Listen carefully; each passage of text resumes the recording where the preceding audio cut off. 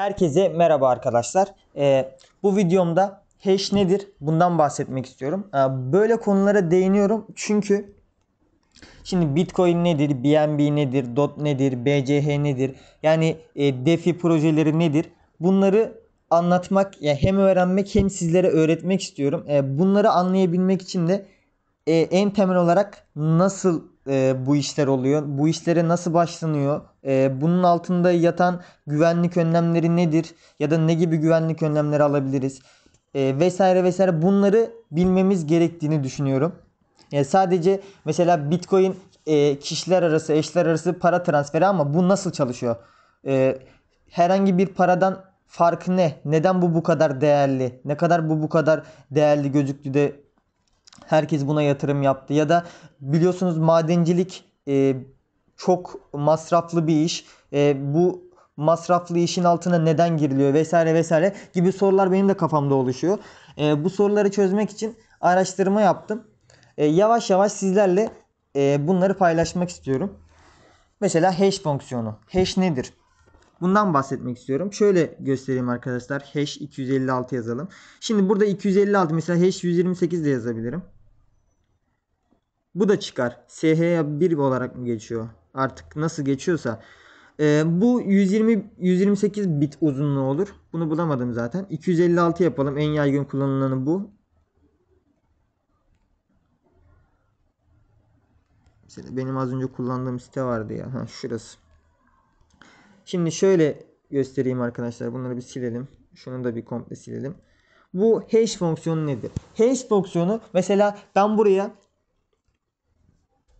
şöyle bir makale bulalım arkadaşlar. Ya da şurada makale var zaten. Şimdi şunu böyle bir kopyalayayım komple. Bunu kopyalıyorum. Yapıştır diyorum. Gördüğünüz gibi aşırı uzun bir şey. Bunu hesapla dediğimde bakın. Sadece şu kadarlık.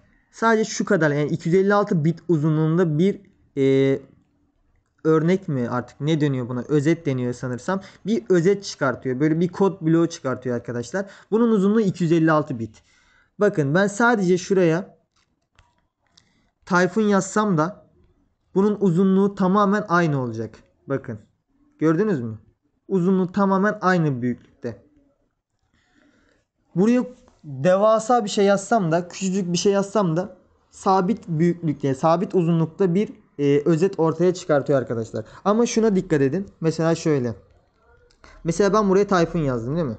Bunu hesaplattım. Ne ile başlıyor? 2C8 ve sonu da BD5 ile bitiyor. Mesela ben buraya Tayfun yazarsam bir harf değiştirerek 2C8 ile başlıyordu. A89 ile başladı. Yani bir öncekinden tamamen alakasız bir sonuç ortaya çıktı. Bunun da anlamı ne demek biliyor musunuz? Şimdi hash fonksiyonu girdi ve çıktıdan oluşuyor. Şuna çıktı diyelim arkadaşlar. Bu da girdi olsun. Tamam mı? Data girdi olsun. Şu altta yazan kodlar da çıktı olsun. Şimdi arkadaşlar bir girdiden çıktı üretmek çok kolay. Gördünüz mü? Mesela ben buraya Tayfun ya da Osman yazayım.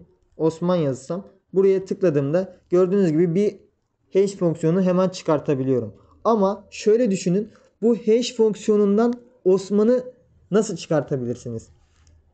Bunu normal bir şekilde bulmak imkansız. Yani ben buraya ne yazarsam Osman çıkar. Bunu düşünün. Yani tamamen mantığı bu. Ben buraya bunu tamamen doğru bir şekilde yazacağım ki burada Osman yazsın.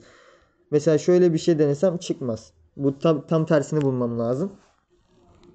Ben burada yazacağım mesela şu 85'i. Ben bunu 84 yazsam tamamen alakasız çok değişik bir sonuç data ortaya çıkar arkadaşlar. İşte bu bir güvenlik önlemi. Şimdi şöyle söyleyeyim size. Ben buradaki Osman yazısını bulabilmem için buradakinin birebir aynısını yapmam lazım. Yani bunun herhangi bir yolu yok. Teker teker tüm yolları denemem lazım. 256 bit uzunluğa kadar. İşte Bitcoin'in altyapısında bu fonksiyon kullanılıyor arkadaşlar. Madenciler Proof of Work olarak çalışıyor biliyorsunuz Bitcoin'de. Bu Proof of Work sistemi iş ispatı demek. Tamamen girdiği doğrulamak için bunun hash fonksiyonunu bulmaya çalışıyor arkadaşlar. Kim ilk bulursa da bunun karşılığında blok oluşturup ödül kazanma şansı elde ediyor. Zaten madenciler de bunu tek başına tek bir bilgisayardan yapmıyorlar. Bunlar ortaklaşa çalışarak yapıyorlar. O kadar güçlü bilgisayarları tek başlarına yetmiyor arkadaşlar. Bu Proof of Work sistemi çok zorlayıcı bir sistem. Bunun da detaylarına ileride değinmeye çalışacağım arkadaşlar. Yani bu videoda hash fonksiyonu nedir?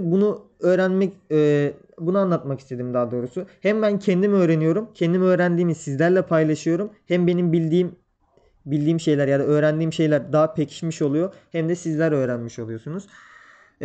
Hash fonksiyonu tamamen bu şekilde. Bunu istediğiniz programda, yazılımda kendiniz de entegre edebilirsiniz. Zaten hash fonksiyonları Bitcoin'le ortaya çıkmış bir sistem değil. Bu Bitcoin'den yıllarca önce de kullanılıyordu. Sadece Satoshi Nakamoto şey yaptı. Bitcoin sistemine bunu dahil etti.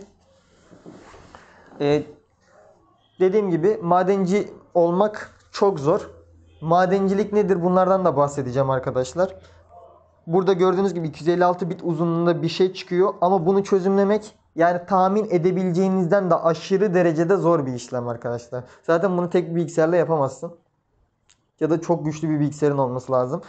Zaten oradaki bloklarda tek bir işlem olmuyor. Mesela sadece Tayfun Ahmet'e bir BTC yollamıyor. Ali de başkasına yolluyor. Veli de başkasına yolluyor. Ya da şöyle şey var. Mesela ben Ahmet'e yolluyorum. Ahmet de benden geleni başkasına yolluyor. Buna da çift ödeme deniyor arkadaşlar. Şöyle düşünün. Ona tabii çift ödeme denmiyor. Şöyle. Mesela ben hem Ahmet'e bir BTC yolluyorum. Hem de Veli'ye bir BTC yollamak istiyorum. Ama benim bakiyem bir BTC. İkisini aynı anda yapmak istiyorum.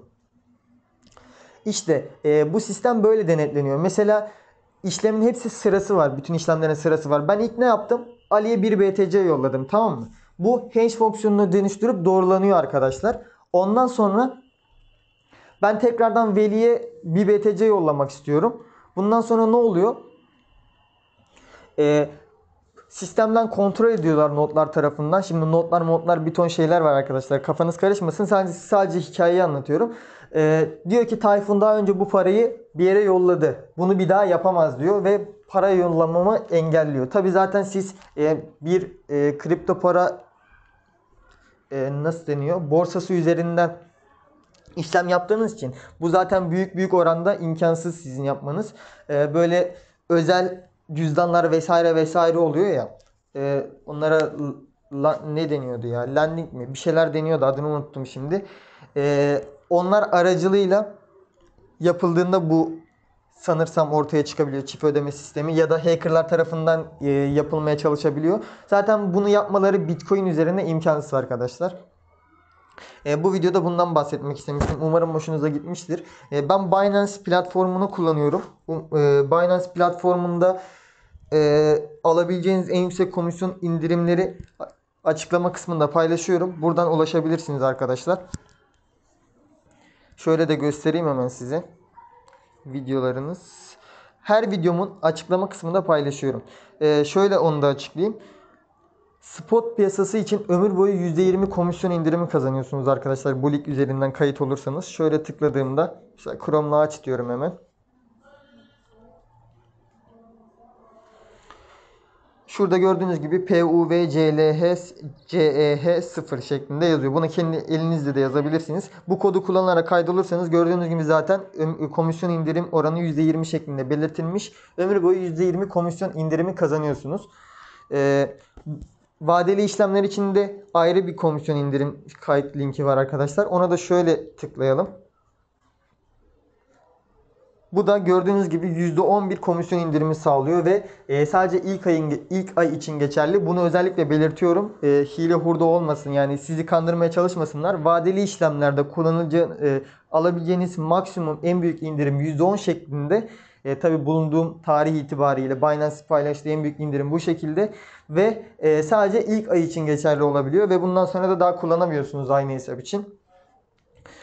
Bu yine Türkiye yazarak kaydolursanız %10 komisyon indirimi kazanmış olacaksınız arkadaşlar. Bu videoda anlatacaklarım bu kadardı. Bu videoyu çekme amacım yeni bir tanıtım videolarına girmek istiyorum. Yani o nedir, bu nedir, temel mantığı nedir bu kripto para sisteminin vesaire, bunları size tanıtmak istiyorum. Eğer ilgi duyduysanız, ilgi gördüyseniz lütfen yorumlarda belirtmeyi unutmayın arkadaşlar. Kendinize iyi bakın, hoşçakalın.